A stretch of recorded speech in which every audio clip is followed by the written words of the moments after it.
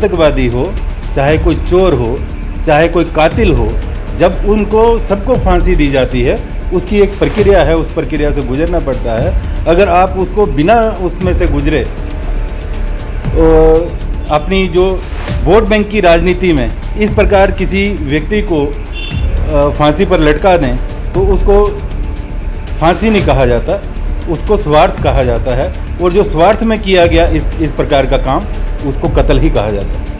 ये एक ही राज्य में या एक ही यूटी में दोहरा कानून क्यों? अभी कुछ दिन पहले आपने देखा होगा एक मस्जिद शरीफ से जो है कुछ लोगों के द्वारा नारे लगाए गए आज़ादी के, और आतंकवादियों के हक में जो है नारे लगाए गए। उन युवाओं के खिलाफ जो है PSA के तहत मुकदमा दर्ज। आपके नेता अगर कोई इस तरह का भाषण देते हैं तो उनको आप सफाई दे रहे हैं? नहीं, इसमें दोहरा कानून नहीं। अभिजीत ने कोई ऐसी डिमांड। हमारे साथ खास बातचीत में मौजूद हैं भाजपा सीनियर नेता राजीव चाड़क जी। सर, स्वागत है आपका न्यूज़ सैर इंडिया में। धन्यवाद। राजीव जी, एक इंटरव्यू बड़ा ज़्यादा वायरल हो रहा है जिसमें आपके भारतीय जनता पार्टी के काफ़ी सीनियर नेता और स्पोक्स पर्सन हैं अभिजीत सिंह जसरोटिया जी। उनका एक वीडियो वायरल हो रहा है जिसमें वो ये कह रहे हैं कि अफजल गुरु, जिसको कांग्रेस की सरकार के समय जो है फांसी दी गई थी, वो फांसी नहीं, वो कत्ल है। भाजपा कहीं ना कहीं कहती है कि हम नेशनलिस्ट पार्टी हैं और हमारा हर वर्कर जो है नेशनलिस्ट है। तो इस तरह से जो आतंकवादी हैं उनको सपोर्ट करना या उनको सपोर्ट करने वालों का सपोर्ट करना, उन्होंने ये भी कहा है कि जिन लोगों ने JNU में जो है ये स्लोगन्स लगाए थे कि अफजल हम शर्मिंदा हैं, तेरे कातिल अभी ज़िंदा हैं, तो वो उन्होंने सही बोला था कि अफजल गुरु को जो है फांसी नहीं हुई थी, उसका मर्डर हुआ था। तो कैसे देखते हैं इसको? देखिए, किसी प्रवक्ता का बोलना इस प्रकार, उसके पीछे कुछ तर्क रहते हैं। अभिजीत जसरोटिया जी ने जो कहा वो एक तर्कपूर्वक कहा कि जिस प्रकार किसी को फांसी दी जाती है, उसको उसकी अंतिम इच्छा पूछी जाती है, उसकी वो पूरा किया जाता है। यानी अगर उसके परिवार से मिलना है, उसने किससे मिलना है, मिलवाया जाता है। यानी जो उनको फांसी दी गई वो एक वोट बैंक की राजनीति को मद्देनज़र रखते हुए फांसी दी गई, ना कि जिस प्रकार फांसी की एक प्रक्रिया होनी चाहिए थी उस प्रक्रिया को पूरा किया गया।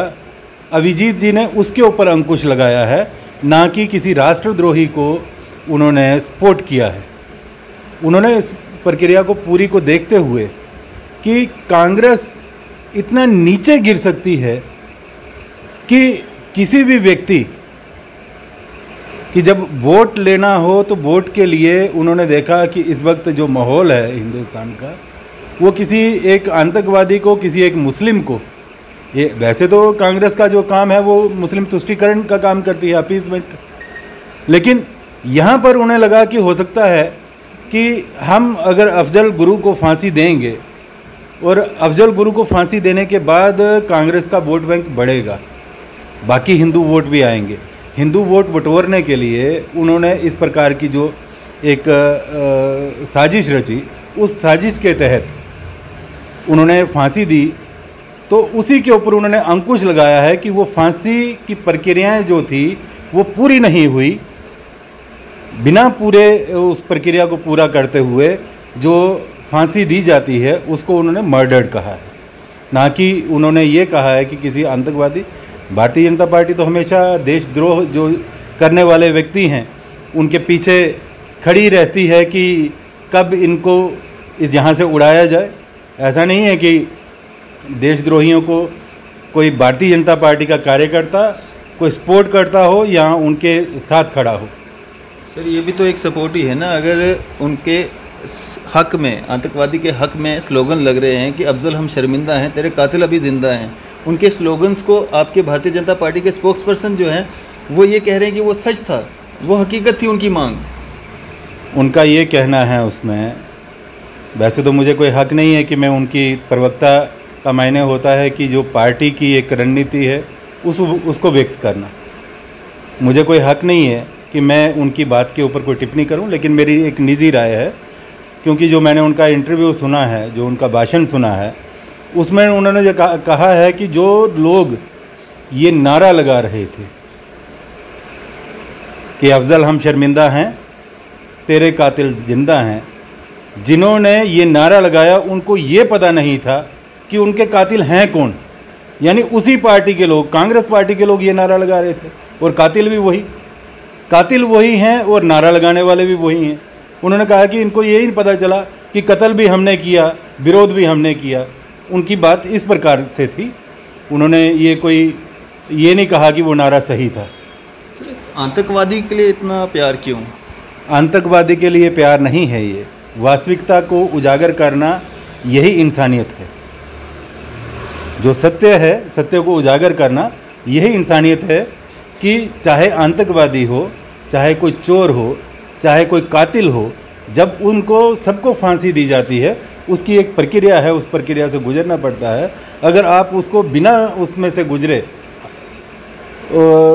अपनी जो वोट बैंक की राजनीति में इस प्रकार किसी व्यक्ति को फांसी पर लटका दें तो उसको फांसी नहीं कहा जाता, उसको स्वार्थ कहा जाता है। और जो स्वार्थ में किया गया इस प्रकार का काम, उसको कत्ल ही कहा जाता है। तो ये एक ही राज्य में या एक ही यूटी में दोहरा कानून क्यों? अभी कुछ दिन पहले आपने देखा होगा एक मस्जिद शरीफ से जो है कुछ लोगों के द्वारा नारे लगाए गए आज़ादी के, और आतंकवादियों के हक़ में जो है नारे लगाए गए। उन युवाओं के खिलाफ जो है PSA के तहत मुकदमा दर्ज। आपके नेता अगर कोई इस तरह का भाषण देते हैं तो उनको आप सफाई दे रहे हैं? नहीं, इसमें दोहरा कानून नहीं। अभिजीत ने कोई ऐसी डिमांड नहीं की। अभिजीत ने डिमांड की है, सपोर्ट किया ना, उन्होंने सपोर्ट किया ना। दोज हु आर कल्प्रिट्स कौन है? आतंकवादी को फांसी लगाई, आतंकवादी को फांसी लगाई गई है, उसमें कल्प्रिट कहाँ से आ गया? कल्प्रिट तो वही था ना, उसने अपनी सजाओं की मतलब ठीक है सजा। अफजल गुरु अगर कल्प्रिट था तो उसको भी एक जो मौका देना चाहिए था, उसको भी फांसी की जो प्रक्रिया है वो पूरी करनी चाहिए थी। ये अंकुश जो अभिजीत जसरोटिया जी ने लगाया है वो पूरे का पूरा जो कांग्रेस के ऊपर जो एक क्वेश्चन मार्क लगाता है, प्रश्न चिन्ह लगाता है कि कांग्रेस जो है वो किसी भी हद से गुजर सकती है सिर्फ सत्ता पाने के लिए। और जहाँ तक आपने ये कहा कि एक मस्जिद शरीफ से आज़ादी के नारे निकले, तो उनके ऊपर इस प्रकार से दोहरा कानून की बात कह रहे हैं। जो इस प्रकार जो हिंदुस्तान की सरकार और उसके विरोध में इस प्रकार करेगा, उनके ऊपर जो कानून है, कानूनी कार्रवाई तो होगी ही। परंतु आपके हिसाब से जो जसरोटिया साहब ने किया वो गलत नहीं है? जसरोटिया साहब ने किसी का बचाव नहीं किया। उन्होंने जस्टिफाई किया है कि कांग्रेस के कार्यकाल में कांग्रेस ने उनकी रणनीति कैसी रही, वो किस प्रकार से काम करते रहे, ना कि उन्होंने किसी अफजल की सपोर्ट की है। जो उनकी सपोर्ट में खड़े थे उनकी तो सपोर्ट की ना? बिल्कुल नहीं सपोर्ट की है। उन्होंने कांग्रेस की जो कार्य पद्धति है, उनके कार्य करने का ढंग है, उनका सत्ता हासिल करने के जो ढंग हैं कि किस प्रकार लाशों के ऊपर पांव रख के ये सिंहासन तक चढ़ते हैं, उन्होंने वो दर्शाया है। सर, अभी जिस तरह से कश्मीर से इस तरह की वीडियोज़ आ रही हैं, जम्मू से भी आप देखेंगे, सेदड़ा में जो है आपने वहाँ का दौरा भी किया था, वहाँ पे जो मूर्तियाँ रखी गई थी उनको खंडित किया गया। रामपुरा में जो है एक हरे कलर का झंडा जो है वो वहाँ पे मिला। इस सब से क्या निचोड़ निकाला जाए? देखिए, ये कुछ जिस प्रकार जम्मू कश्मीर में एक शांति बहाली हो रही है, कश्मीर में भी आप देखते हैं कि अभी सियाहत बहुत बढ़ रही है।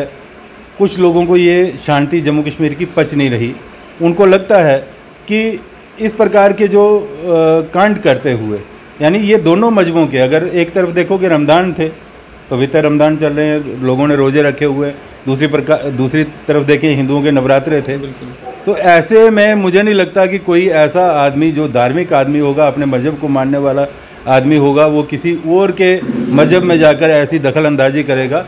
ये कुछ लोगों की साजिश है कि जम्मू कश्मीर में खासकर जम्मू का माहौल जो है उसको ख़राब किया जाए। यहाँ हिंदू मुस्लिम का जो कत्लेआम दोबारा उस प्रकार की साजिश रची जा रही है। ऐसे लोगों को बख्शा नहीं जाएगा, उनको नंगा किया जाएगा और उनको अफजल गुरु से भी ज़्यादा बुरी सज़ा मिलेगी। चढ़ साहब, जो सिदड़ा में वाक़या हुआ वो बहु फोर्ट थाना के अंतर्गत आता है, तो हम अभी जहाँ पे हैं ये भी बहु फोर्ट थाना मतलब उसी के अंतर्गत आता है। तो क्या कोई बातचीत हो रही है? कोई लोग पकड़े गए, कोई चिन्हित किए गए लोग?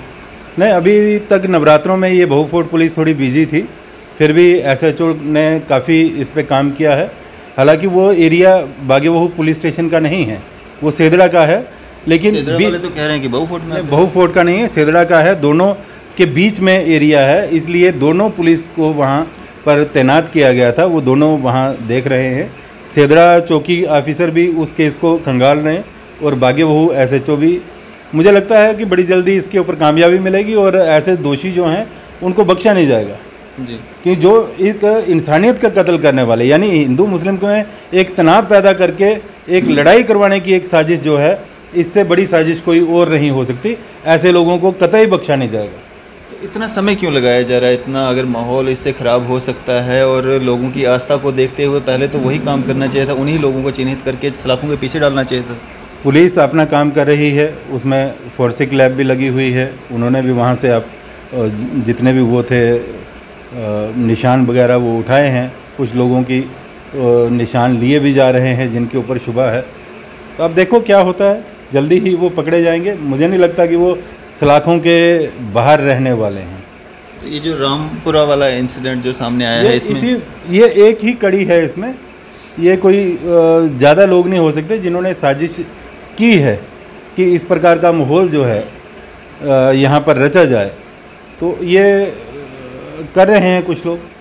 रामपुरा में जो ये हरा झंडा जो लगाया गया है, सुनने में ये भी आ रहा है कि ये जो जादू टोने के उसमें किसी ने वहाँ पे किया है। देखिए, मुझे किसी हरे या बगवे से ना तो ज़्यादा प्यार है ना नफ़रत है। मैंने खुद हरा पहना हुआ है, ठीक है। अगर हरा झंडा वहाँ पर लगाया है, किस मानसिकता से लगाया है? वो मानसिकता किसने लगाया है? जिसने भी लगाया है, किस मानसिकता से लगाया है? ज़रूरत है कि उस मानसिकता को पकड़ने की। उस व्यक्ति को पकड़ा गया है, वो पकड़ा गया है, वो क्यों, उसका कारण क्या है, उसके पीछे उसका वो क्या उद्देश्य क्या था? उस उद्देश्य को जानने की चेष्टा है कि वो कहीं अपने उसके दिल में कोई अरमान था वो लगाने का, जहाँ कोई ऐसी साजिश थी कि फिर कोई अगर वहाँ पर थोड़ा बचाव हो गया सिदड़ा में, तो यहाँ पर हिंदू बहुल क्षेत्र है, यहाँ पर थोड़ा सा और ज़्यादा करवाया जाए। तो आपने जानने की कोशिश की वो व्यक्ति कौन था और उसके पीछे की मंशा क्या थी, उसने क्यों वहाँ पे इस तरह का किया? नहीं, देखिए, इसमें लगे हुए हैं जो लोग हैं, पुलिस लगी है, एजेंसीज देख रही हैं कि क्या है, रिज़ल्ट जो देंगी उसके ऊपर चर्चा होगी। क्या एक मैसेज देना चाहेंगे आम जनता के लिए? और जसरोटिया साहब का तो आप समर्थन ही कर रहे हैं। देखिए, जसरोटिया साहब ने अगर कहीं गलत कहा होता, मैंने उनकी पूरी वीडियो सुनी है, उस वीडियो को अगर अन्यथा ना लेते हुए उसका भाव देखें तो उसका भाव यही है कि कांग्रेस जो है वो सत्ता हासिल करने के लिए कोई भी रास्ता अपना सकती है। वो कहीं किसी इनोसेंट को भी फांसी पे चढ़ा सकती है, और उनके कार्यकाल में चढ़े भी बहुत हैं।